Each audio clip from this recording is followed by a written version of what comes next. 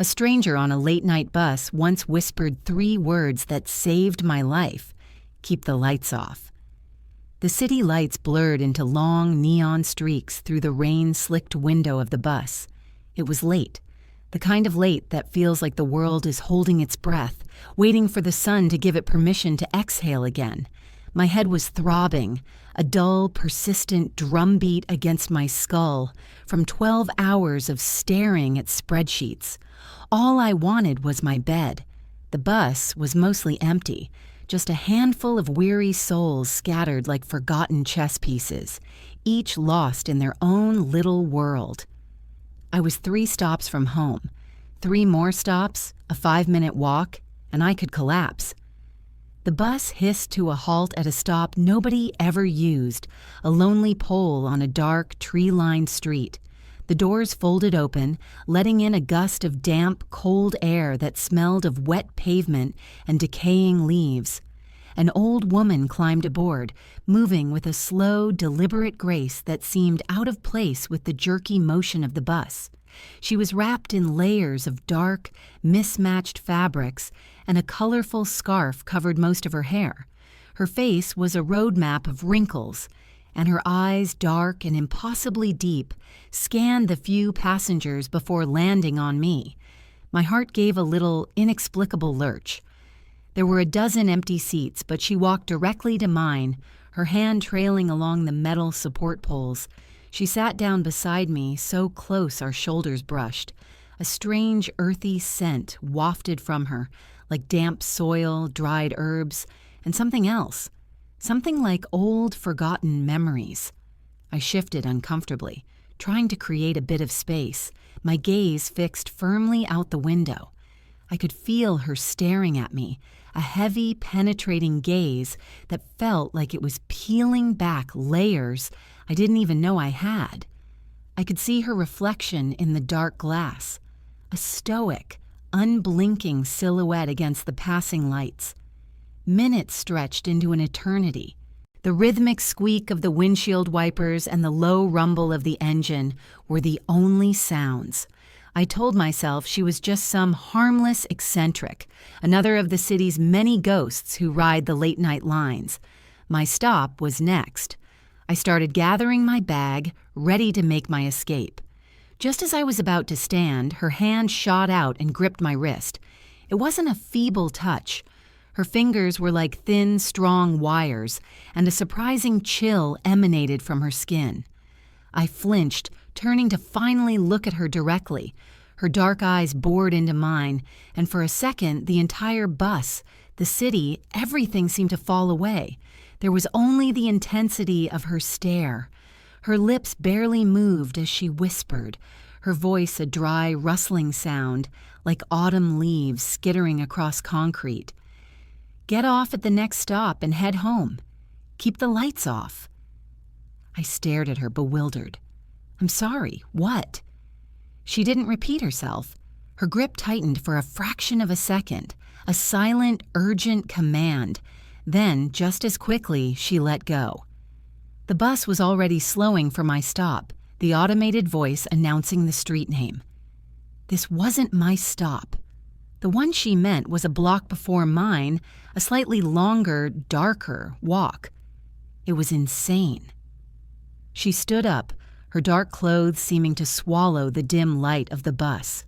Without another glance at me, she walked to the front, nodded at the driver, and stepped off into the rain-swept darkness, vanishing as if she were made of shadow and mist. I sat there, frozen, the feeling of her cold fingers still tingling on my wrist. The bus doors hissed shut. My logical brain screamed at me. She was a crazy person, a senile old woman. It meant nothing. But another part of me, a primal, ancient part I rarely listened to, was screaming even louder. The bus lurched forward. I had a split second to decide. Against all reason, against every ounce of common sense I possessed, I shot up and yelled, "Wait, I need to get off." The driver grumbled but pulled over, opening the doors just long enough for me to stumble out onto the wet sidewalk. The bus roared away, leaving me in an unnerving quiet, broken only by the patter of the rain. I stood there for a moment, feeling like an absolute idiot, soaked and standing on the wrong corner because of a cryptic warning from a stranger. Shaking my head, I started the walk home. Her words echoed in my mind. "Keep the lights off." Why? What did that even mean? It was the stupidest thing I'd ever heard. As I reached my apartment building, I fumbled for my keys, my fingers clumsy from the cold. I unlocked the main door, the heavy click echoing in the empty lobby. Climbing the 3 flights of stairs, my wet shoes squeaked on the linoleum. By the time I reached my apartment door, number 3B, I had convinced myself the whole thing was a product of an overtired mind. I unlocked the door, pushed it open, and stepped inside. The apartment was pitch black, a void of familiar shapes and furniture. My hand instinctively went to the light switch by the door. My fingers hovered over the plastic toggle, the old woman's words replaying in my head with a chilling clarity. "Keep the lights off." It's just my apartment, I told myself, my own safe space. It was ridiculous. But I hesitated. My heart was pounding now, a frantic rhythm against my ribs. I stood there, shrouded in darkness, straining my ears, listening to the absolute silence of my home. It was a silence that felt heavy, watchful. And then I heard it. It wasn't a loud noise. It was small, subtle, and utterly wrong. From the far side of my living room, in the deepest part of the shadows, came a soft, deliberate scrape. The sound of a wooden chair leg being dragged slowly across my hardwood floor. My blood turned to ice. Every instinct screamed at me to flick the switch, to flood the room with light and expose whatever was in there. But the gypsy's words, her urgent, chilling whisper, held my hand in place. Keep the lights off. Was this what she was warning me about? My breath hitched in my throat, trapped in my lungs. I didn't move. I didn't breathe. I became a statue of terror in my own doorway. The silence returned, thick and suffocating. Had I imagined it? The scrape had been so distinct, so real, it was the sound of my heavy oak dining chair, the one my grandmother gave me, being dragged an inch or two across the floor. A burglar wouldn't do that. A burglar would be quiet, methodical. This felt different. It felt deliberate, like a statement. I'm here. Slowly, agonizingly, I took a step back, pulling the door quietly towards me until it was almost shut, leaving only a hairline crack. I needed to think. Calling the police was the logical step, but my phone was on the charger in my bedroom, on the other side of the apartment, on the other side of the living room. My heart hammered against my ribs like a trapped bird. I couldn't stay here in the hallway, a sitting duck. I had to get out of the building or get to my phone. The memory of the gypsy's face, her ancient knowing eyes flashed in my mind. She hadn't said, run. She'd said, go home. She'd sent me here. She knew this thing would be waiting, and she told me to keep the lights off. Maybe the darkness was my only advantage. Maybe it couldn't see me if I didn't give it any light to see by. My entire body trembling, I slipped my wet shoes off, my socked feet making no sound on the welcome mat. I pushed the door open again, just enough to slip through, and closed it behind me without letting it click.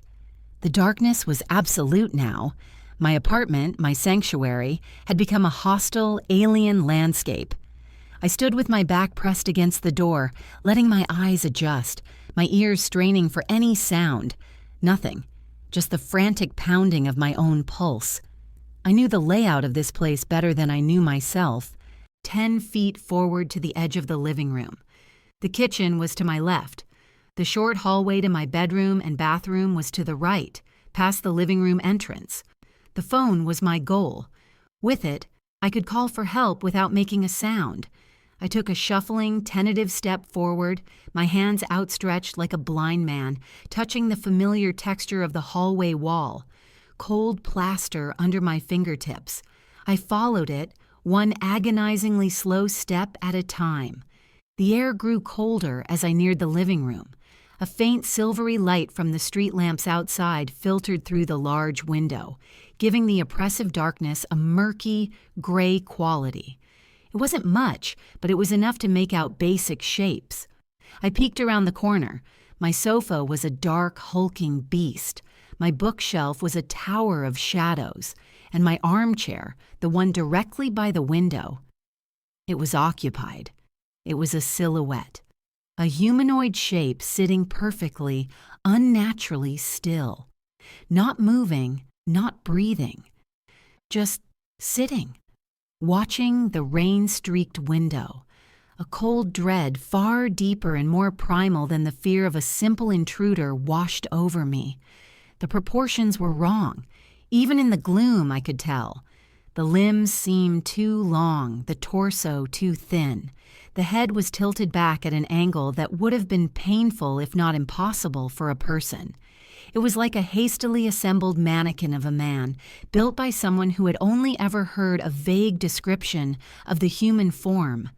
My breath caught in a silent sob. This thing was waiting. It had been waiting for me to come home and flip on the lights. That's what the scraped chair was, a greeting, a trap. The gypsy hadn't just saved me from a burglar, she'd saved me from this. I had to get to my bedroom. I had to get my phone.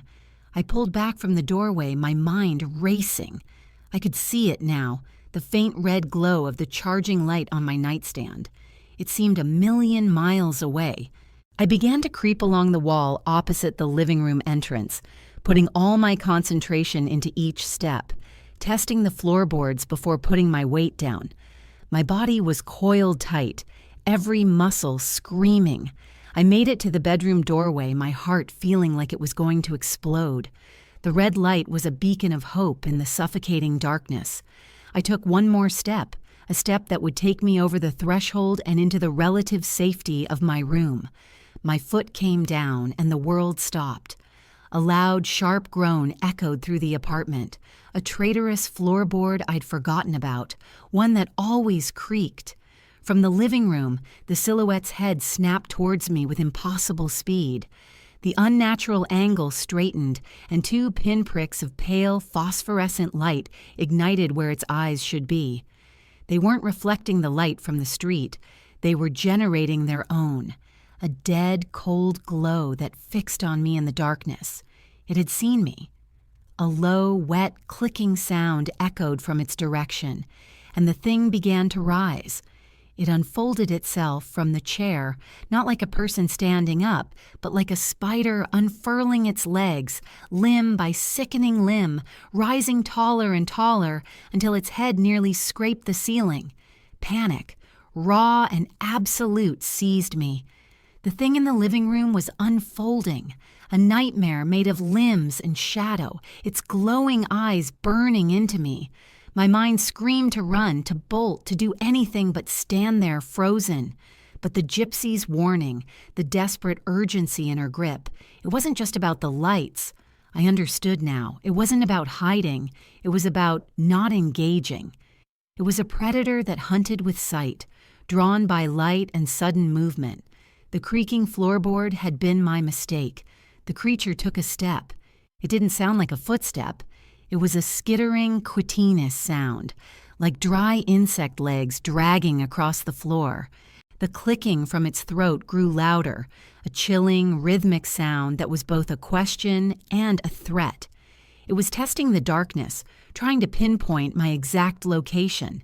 My phone, with its tiny red charging light, was my only hope and my greatest liability. If I made a dash for it, the movement would surely draw the creature's full attention. But if I didn't, I was trapped. I had to create a diversion. My gaze darted around the dark space of the hallway. To my left was a small console table where I dropped my keys and mail. On it sat a heavy glass vase. It was a long shot. My hands, slick with a cold sweat, fumbled in the dark until they found the smooth, cool surface of the vase. The thing in the living room took another skittering step, closer this time, its pale eyes scanning the space between us. It was hunting. With every ounce of strength I had, I hurled the vase down the opposite end of the hallway, away from my bedroom. It shattered against the far wall with an explosive crash. The sound was deafening in the silence. For a split second, everything stopped. Then, the creature reacted. It moved with a speed that defied physics, a blur of elongated limbs and shadow, scuttling towards the sound of the broken glass. The two pale lights of its eyes were now fixed on the far corner of my apartment. This was my chance. I didn't run. I moved with a deliberate, fluid motion, a predator in my own right slipping into my bedroom. The small red light of my phone was a lighthouse in a storm. My fingers closed around the cool plastic of the device, ripping it from the charger. My thumb fumbled across the screen, my mind blanking on the emergency call sequence. 911. My fingers finally obeyed, jabbing at the screen. The call connected instantly. 911. What is your emergency? The operator's voice was calm, a lifeline from a world that made sense. I didn't dare speak. The creature was still investigating the noise, its clicking sounds echoing from the end of the hall. I couldn't risk it hearing my voice. Instead, I held the phone up, my hand shaking violently, and pressed the volume button repeatedly, sending a series of loud staccato beeps over the open line, the universal signal for a caller who can't speak. Ma'am, sir, are you in danger? I'm showing your location at 1428 Elm Street, apartment 3B. I am dispatching officers. If you can hear me, don't hang up. A wave of relief, so potent it almost buckled my knees, washed over me. Help was coming. But the creature was finished with its investigation. The clicking stopped. The silence that followed was more terrifying than the noise had been. Where was it? I held my breath, listening. A soft scraping sound came from directly above me. My blood ran cold. It was on the ceiling. I flattened myself against the wall beside my bed, trying to make myself as small as possible. My phone clutched to my chest. I could hear it now, a soft, dry rustling as it crawled across the plaster above my head, its impossible weight not making a single creak. The pale glow of its eyes appeared in the bedroom doorway, looking down.